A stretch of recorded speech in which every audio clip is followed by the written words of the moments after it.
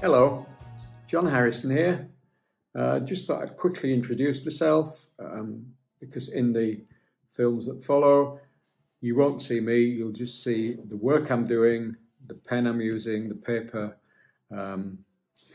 It's great to meet you all, even though it's virtual, but in these strange times this is actually all we can do, so we have to make the best of a really strange situation. I was delighted to be invited to do this.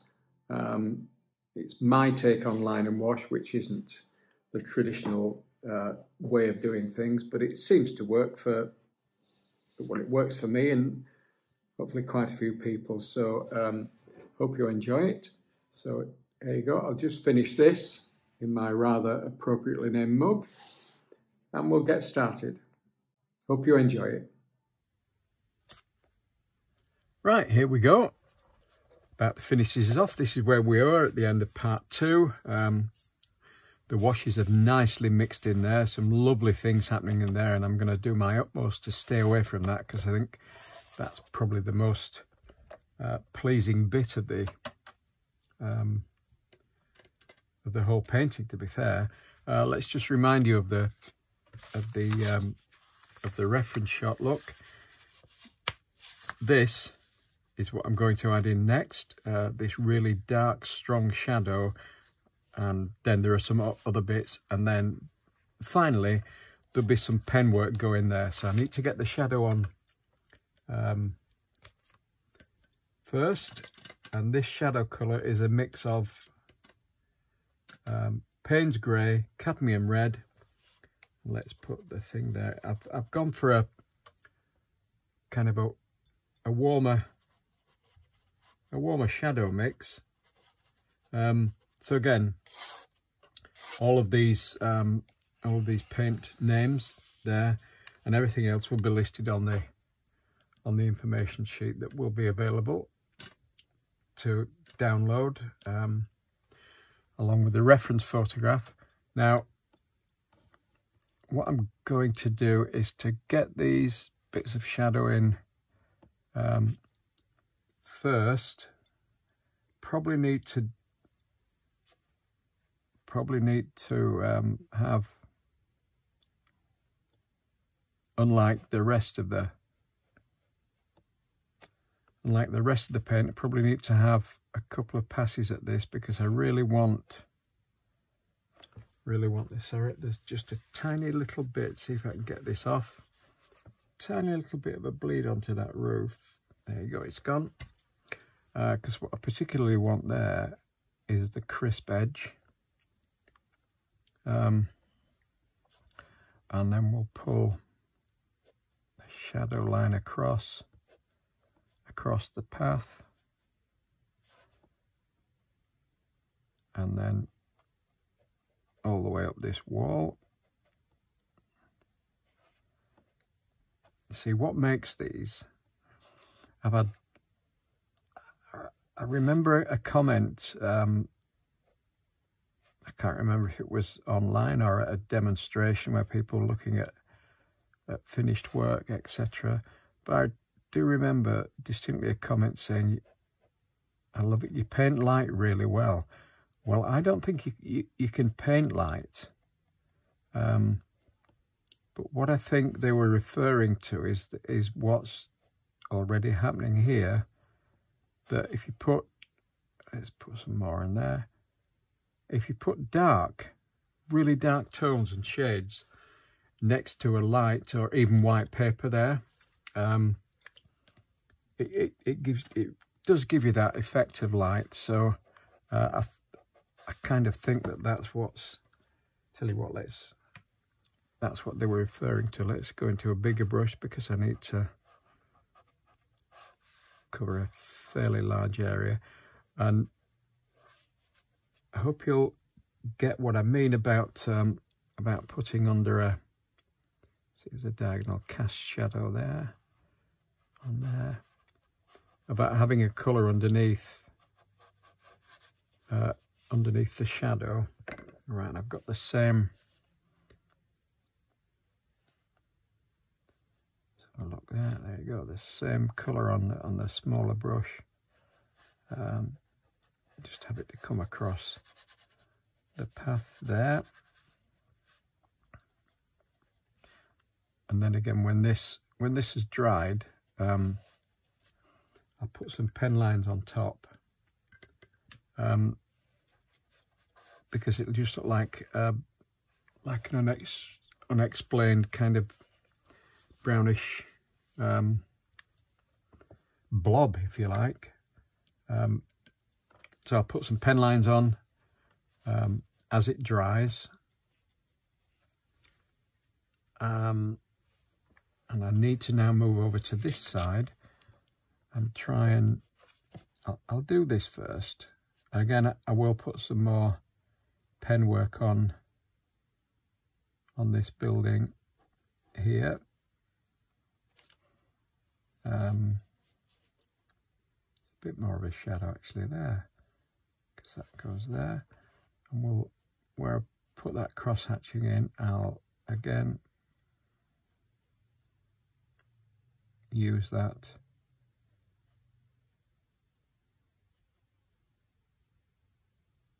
there you go, use that to suggest a bit more of a shadow, and see if I can come round here and just get some of the same colour, which will kind of tie everything in under these raised tiles. There you go. Yeah, and I'm kind of scuppered now because I really need that to dry. But what I can do while that's drying, and I can work safely on this, is to put some more stonework in. And again, the one thing I'm not doing here is copying the reference photograph. I'm making this up as I go along, but I don't think anybody's going to be pedantic enough to go along and say, oh look, that stone wasn't there, or that didn't quite look like that.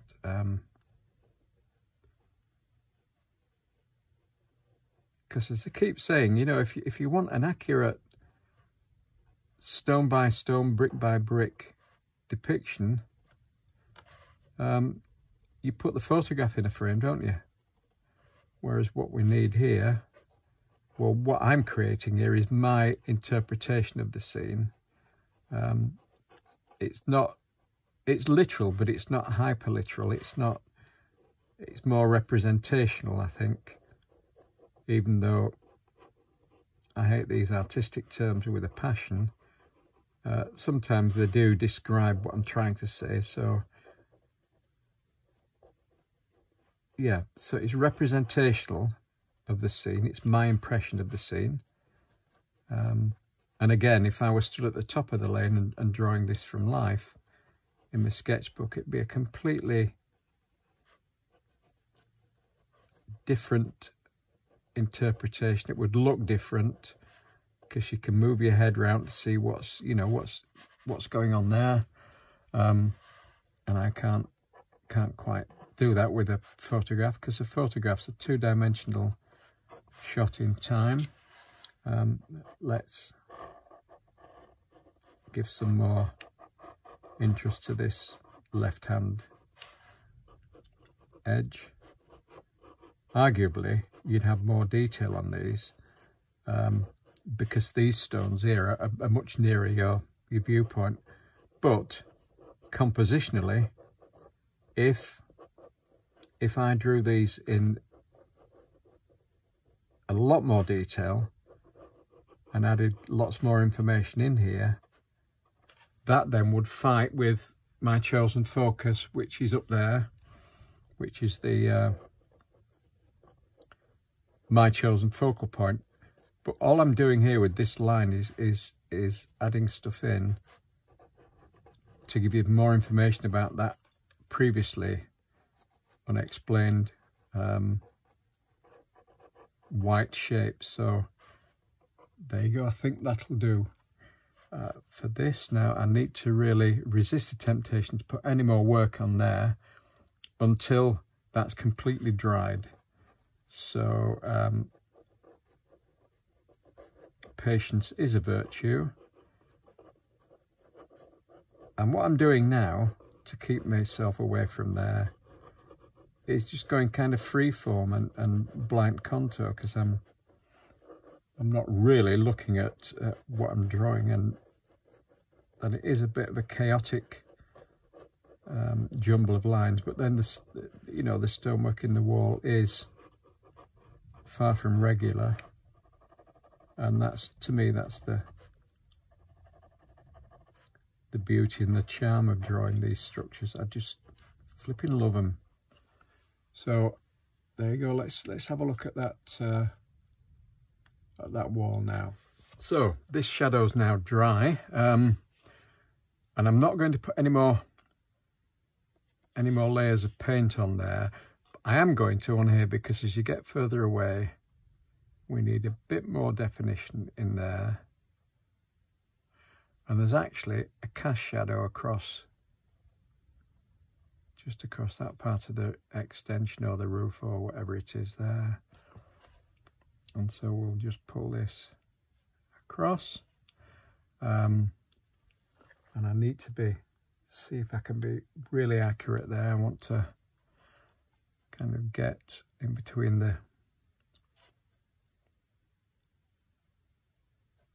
bars of the gate to see if I can get some.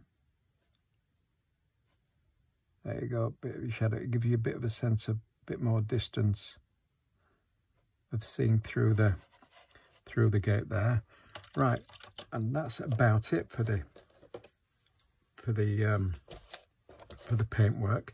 So what I'm going to do, I've put a couple here while I was waiting for that to dry. This is a thicker pen. This is a 0.3, and I can use this just to put just a hint of a shadow. The light's obviously coming from that direction, so it will be the left hand. There, look, I'll do one there. Left hand half of the left hand facet of the stone, look, and the bottom, because the light's from above, obviously. So we'll put a bit there, some on there, some going down there, and there will be the occasional kind of deep crevice in, so I'll do that there, look. And again, this is all aimed at doing what we're trying to do with perspective and all kinds of tricks, is to reinforce the illusion of three dimensions on a two-dimensional surface. And we do it with varying tone, using these tricks, these little devices of emphasizing shadow on, to give what was just like a pattern, basically. Give them a bit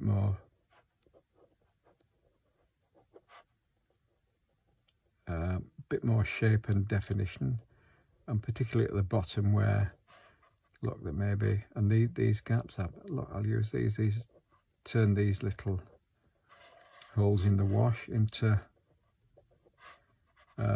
stones that may have just fragments of stones, and we'll do that down there.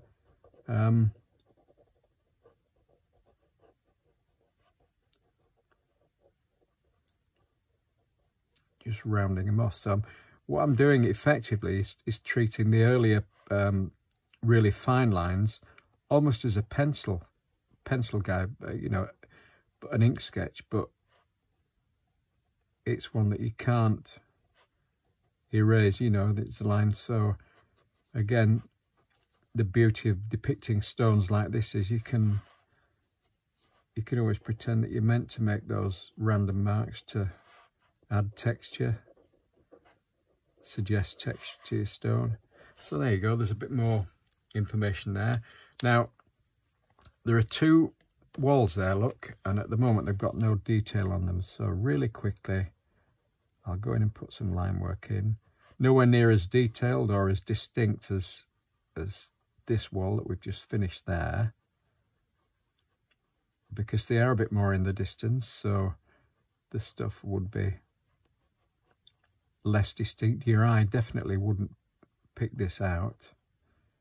So I'll just strengthen the top line, look, to pull it forward from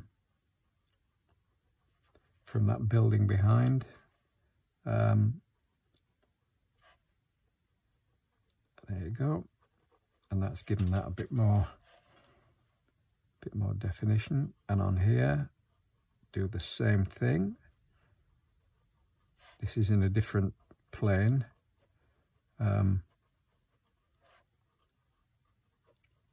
In a way, I was kind of really tempted that the angle of this photograph, sorry, the angle of the light and the sun in this photograph. Let's do these. You see, and you can make that look. If it was a bit more round, sorry, a bit further that way, and I don't know the direction, probably southwest, but a bit more further that way, the shadows would have moved round, but it would have crucially put this gable end into shade. And in fact, I don't know how I'm doing for time, but let's do this. You see, I may even just put a light wash of shadow on there. In fact, you know what? Decision made.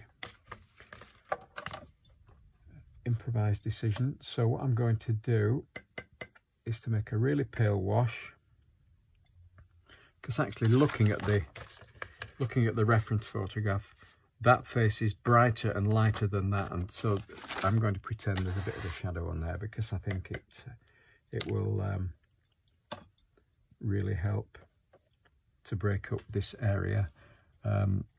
So it's the same shadow mix, the same tone, but much diluted. Look, there's a lot more water on it, and what it will have the effect of doing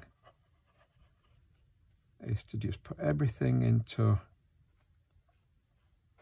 a bit more relief.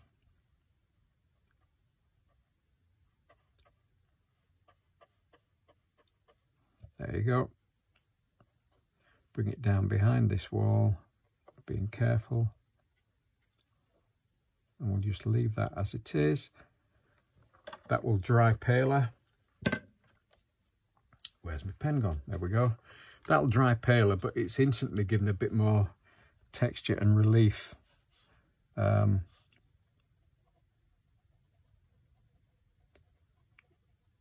This is the top of a wall that runs along there.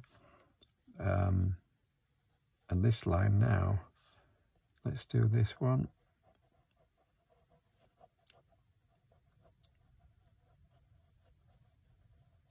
These are really just kind of squiggly lines, but they're kind of hinting at, and let's do this, put some more interest, some more line work on here. So on here, I'm going to, now you can see how these lines are going into the shadow, because there you go. You can see how now you can see, well, I hope you can see the top of the, and I'm flying blind here because on the reference photograph there's such high contrast on it, you can't really see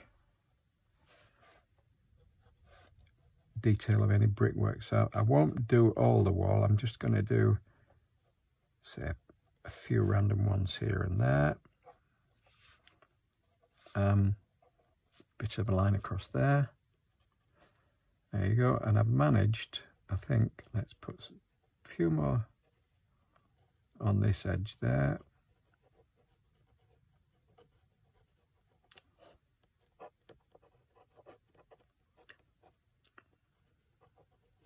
Just to give that sense of direction. I think this is probably too damp to put any more lines on, but yeah, it is. So again, if we had unlimited time, which probably do, I might choose to put some more line work on there and actually fill in some of these, the tiles, a bit more line to give it a bit more suggestion. But I think for now, let's just put a bit more definition, because that's the juncture of the wall there, look. And we'll just add a line across there to strengthen it, pull it away from the background. And I think